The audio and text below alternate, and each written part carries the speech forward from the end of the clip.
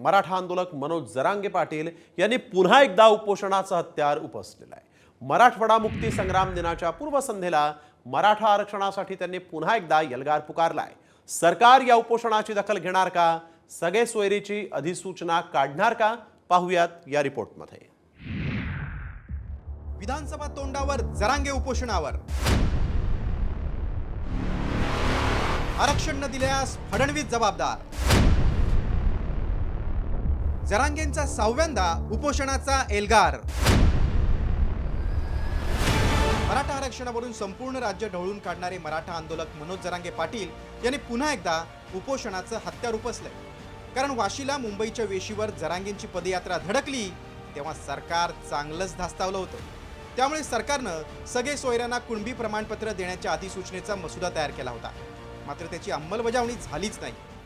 त्यामुळे जरांगेंनी ओबीसीतून आरक्षण देण्याची मागणी आणखी आक्रमकपणे लावून धरली। गेल्या 6 महिन्यातील जरांगेंची बहुतांश वक्तव्य ही फडणवीस आणि भुजबळ यांना टार्गेट करणारी आहेत। यावेळीही उपोषण करताना त्यांनी फडणवीसांवर निशाणा साधलाय, तर फडणवीसांनी जरांगेंच्या टीकेला खोचक उत्तर दिले।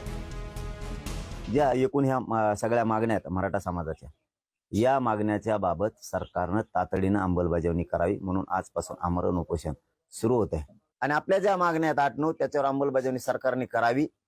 सरकारने नाही केली तर समाजाने उघड्या डोळ्यानं बघावं, मी आरक्षणासाठी उपोषणाला बसतोय। जर सरकारनं नाही दिलं तर याला देवेंद्र फडणवीस जबाबदार असणार आहे। जरांगेला नेमकं कोण हे करतंय? सातत्याने उपोषण आंदोलन चाललंय काय कळत नाही। तुम्ही त्यांना विचारलं पाहिजे, मला विचार चुकीच्या माणसाला टार्गेट करताय। चुकीच्या माणसाला विचारता तुम्ही त्यांना विचारलं पाहिजे, मला विचार चुकीच्या माणसाला टार्गेट करताय। चुकीच्या माणसाला विचारता तुम्ही।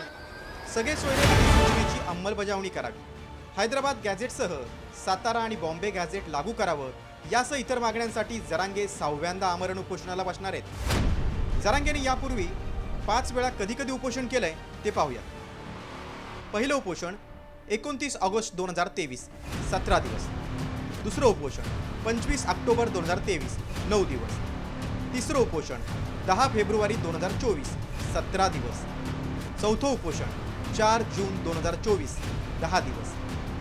पाचवं उपोषण 20 जुलै 2024 4 दिवस। उपोषण, आंदोलन, नेत्यांना गावबंदी, शांतता रॅली अशा अनेक मार्गांनी जरांगेंनी आरक्षणाची धग जिवंत ठेवली। मात्र सरकार दाद देत नसल्यानं मराठवाडा मुक्ती संग्राम दिनाच्या मुहूर्तावर पुन्हा ते उपोषणाला बसतायत। 29 ऑगस्टला जरांगेंच्या आंदोलनाला 1 वर्ष पूर्ण झालंय। आंदोलनाचं यश म्हणजे कुणबी नोंदी शोधण्याचं मोठं काम सरकारनं केलंय। लोकसभा निवडणुकीत मराठा आरक्षण मुद्द्याचा मोठा फटका महायुतीला बसलाय। त्यामुळे आता विधानसभा निवडणुकीच्या तोंडावर जरांगे पुन्हा आक्रमक झाल्यामुळे ही निवडणूक नेमकी कुणाला जड जाणार याकडे सर्वांचं लक्ष लागलंय। ब्युरो रिपोर्ट, साम टीव्ही न्यूज।